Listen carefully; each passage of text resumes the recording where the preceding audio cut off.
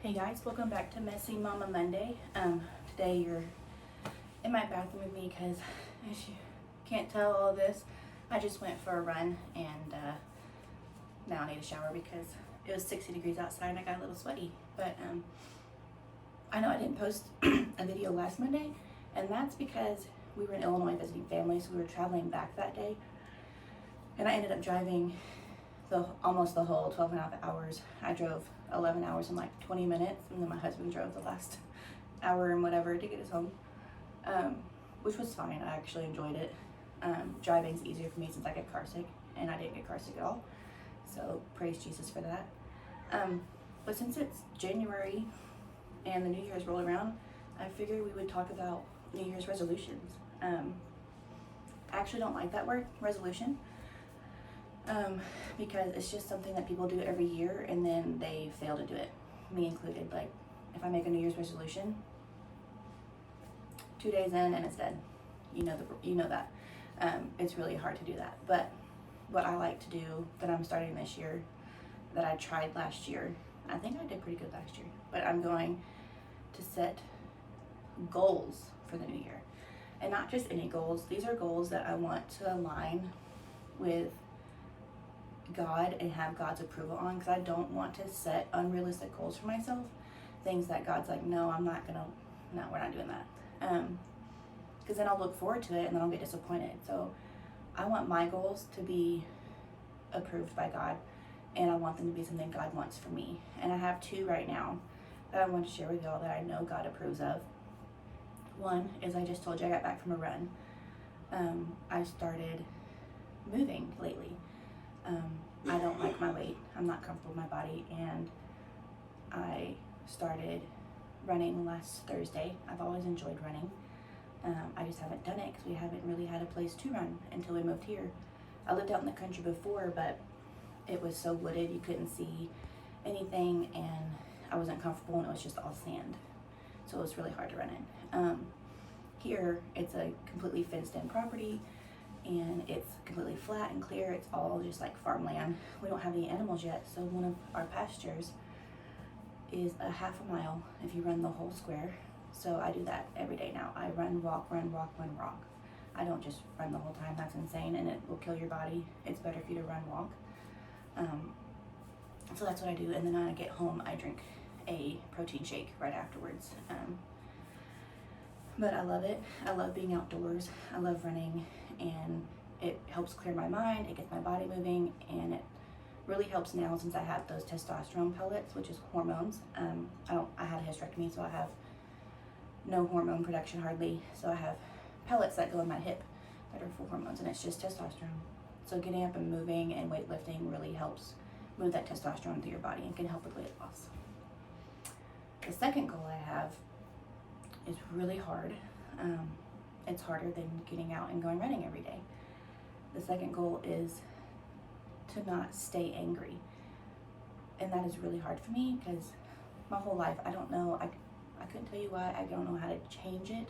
I don't know what to do to change it.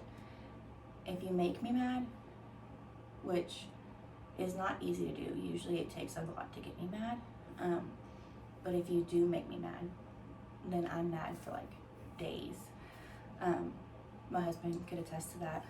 When he makes me mad, I just stay angry at him for like 3 days, and it just festers and festers and festers and never gets better. And I don't know why. I don't know how to stop that. I don't want to be angry. I pray about it. I'm like, God, take this. I do not want this. But it's really bad. Like, I won't like yell at you and be abusive or anything. It's just, I stay mad, and like I have that look on my face and I'm not talking to you, and if I do say something to you, it's probably gonna be snarky. And I'm just all around in a bad mood. The only good thing about the bad moods is I will clean the entire house from top to bottom. But I don't like being mad, and so that's my goal, is to, when I get mad, not stay mad. It doesn't have anything to do with communicating feelings, because I do pretty good with communicating how I feel. It's just when I get angry, it stays. And that's not something God wants for you. He wants you to not be angry. He even says, do not go to bed angry, and I do that a lot. So technically, I'm sinning against God in that aspect, and I hate every single part of it, because I don't want to do anything that makes God unhappy. I'm a rule follower and a people pleaser. That's just my personality. So for me to get angry and stay angry is kind of the opposite of that, and I don't get it. But that's my goal, is to not get as angry or not stay angry. I don't want to get angry at all, but if I could just not stay angry first, that would be great, and then we'll work on the things that make me angry and how to stop that. The only thing I can figure out is my relationship with God has been pretty rocky the last few years. It's been like an in and out relationship. A friend of mine posted on Facebook the other day about being the wild child of God, and I definitely laughed at it, and I was like, that's completely true. That's me. I'm 100% a wild child of God too. Even though I am a people pleaser and a rule follower, it doesn't mean that I'm perfect, because I'm not. I do lots of things that are not perfect, and it's taken me a long time to figure out what things I am convicted by and what things I am not. What things were like indoctrinated into me and what things I truly feel and believe are true and right. It's taken me a long time to decipher those, and I'm still deciphering some things. But I know anger is one thing that God does not like, for sure. And I don't want to be that way. And my first goal about running and getting better and feeling more active and losing weight for my family, that's also one I know God approves of, because He wants us to not be in a place where we cannot fulfill our duties as wives, mothers, human beings. And if you are overweight, then you get sluggish. You can't do the things for your family. You can't take in places you can't do. There's a lot of things you can't do. Can't play a game of tag with your kids.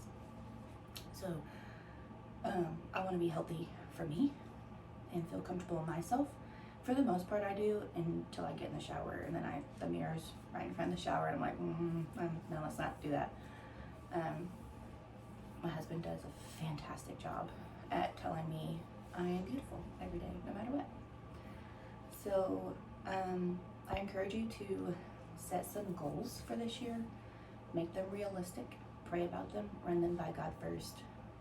Don't set anything unrealistic, even if it's like the smallest goal of, I'm going to cut sugar from one of my meals a day. Perfect. One meal a day. Not all day, just one meal. Or I'm going to cut down to eating or to drinking 3 sweet teas a week instead of 7. I should do that, in which I have started cutting down my sugars. I've started drinking, it's a 0 calorie, 0 sugar sweet tea. So I buy that instead, and I only get a sweet tea if I go out in town. So that's about once a week or less. If your goal is to get into the Word more, which I need to make that one in mind, because I struggle with that. Because I don't want to make it a to-do list, but I feel like if I don't write it down, I'm not going to do it. That's just how my mind works. I need a list so I can check it off. I need to get in the Word more. So if that's your goal, I will keep you accountable, you keep me accountable, and we'll read the Word every day together if you want. We can do like a chapter a day or 12 verses a day, make it realistic for ourselves and for us. Something that makes our minds better. But I encourage you to make those goals and see what God can do for your life. Thanks for joining.